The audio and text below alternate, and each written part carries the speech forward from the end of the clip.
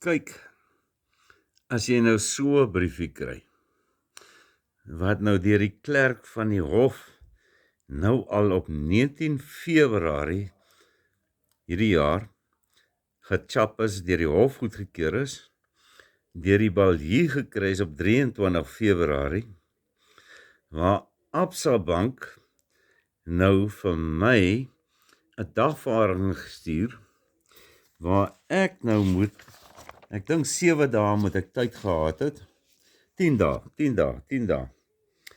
waar is hy nou, 10 dae, wat ek nou moes reageer, of ek verdediging wil aanteken.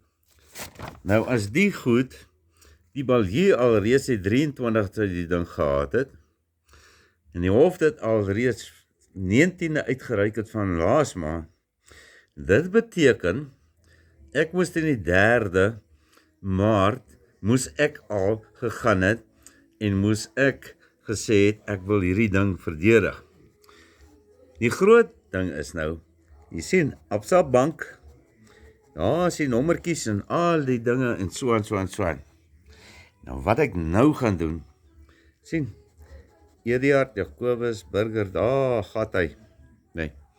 Wat die Balje toe nou gaan doen, hulle gaan toe, en hulle gaan laai hierdie dingetjie af, by my huis, sonder het by my laat teken, niks nie. Nou kom ons kyk nou verder.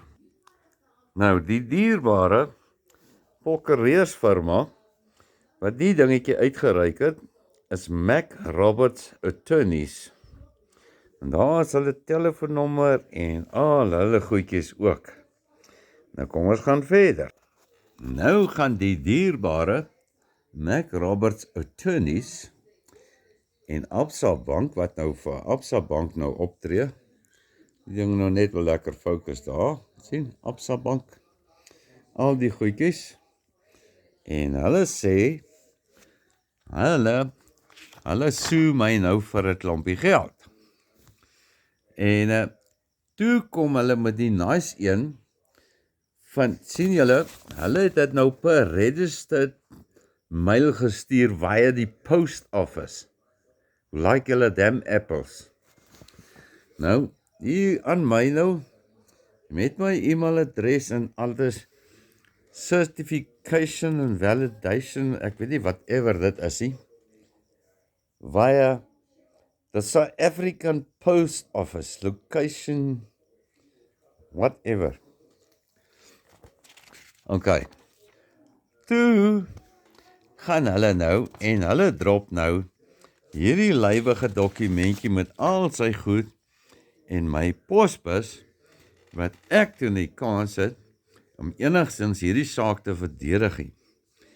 Nou gaan ek vir julle verder wys en vertel, hoe gebeur dit, en hoe werk Absa verder, om 'n kliënt te behandel. En dan gaan ek so 'n bietjie die wetspuntjies ook vir julle uitsit. Alright, ons gaan sê als môre weer.